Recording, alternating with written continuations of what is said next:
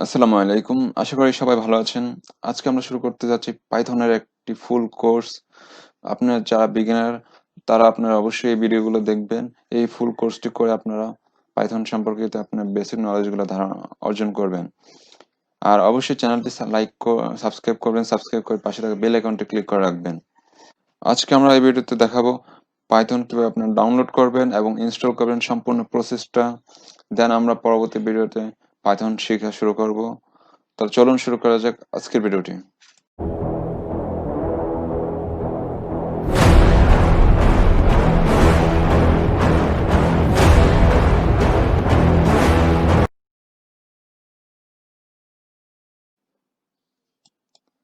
প্রথমে আমরা যে কোনো একটা ব্রাউজার ওপেন করব। ওপেন করার পর এখানে আমরা www.python লিখে সার্চ করব।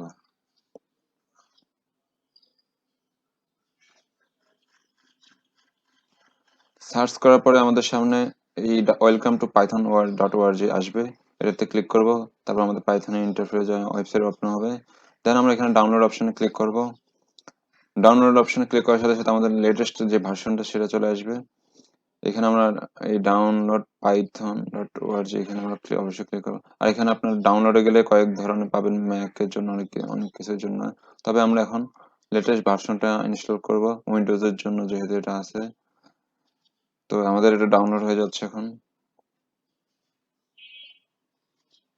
আমাদের ডাউনলোড কমপ্লিট হয়ে গেছে।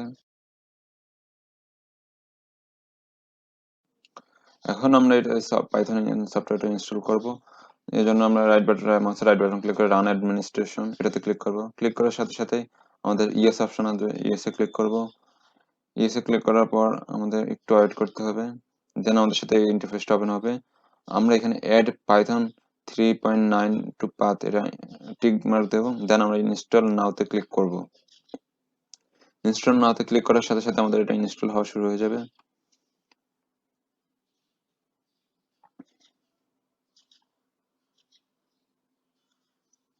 এটা ইনস্টল হতে বেশি সময় না, অল্প সময় লাগে এটা।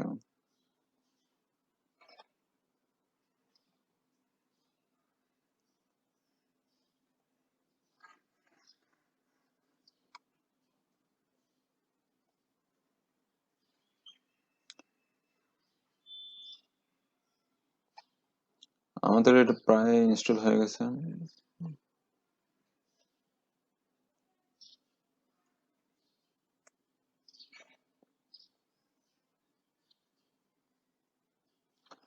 দেন আপনার এখানে আহ, যেহেতু সেট আপ ওয়াজ সাকসেসফুল লেখা আছে, তো আমরা এখানে ক্লোজে গিয়ে ক্লোজ করে দেবো এটা।